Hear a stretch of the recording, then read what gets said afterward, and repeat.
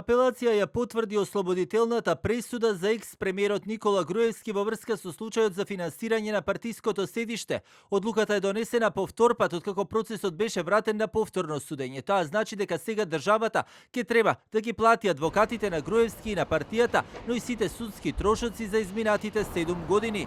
Во дописот од апелација се наведува: при постапување и одлучување судот оцени дека превземените дејствија од страна на обвинетиот Никола Груевски како одговорно лице во правно лице се во рамките на неговите овластувања и не се изведени докази од страна на основното јавно обвинителство Скопје дека постапувањето на обвинетиот е спротивно на законот за финансирање на политичките партии.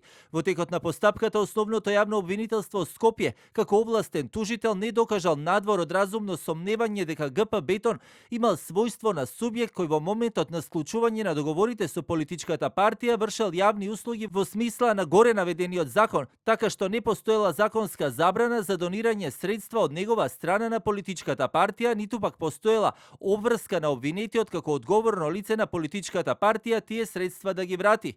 Првото судско рочиште за овој случај се одржа во август 2019-та, а правосилната пресуда е изречена 7 години подоцна. Обвинението се однесуваше на незаконска изградба на партиското седиште познато како Бела палата.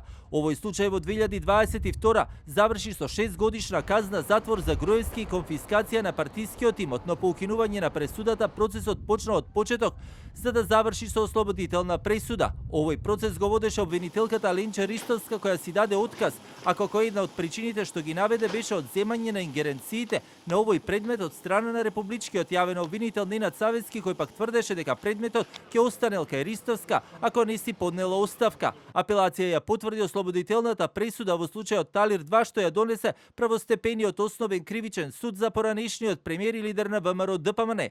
Груевски се гонеше за пречекорени службени овластувања и противправно финансирање на изградба на седиштето на партијата Христо Татарчев во јавноста, позната како Бела палата.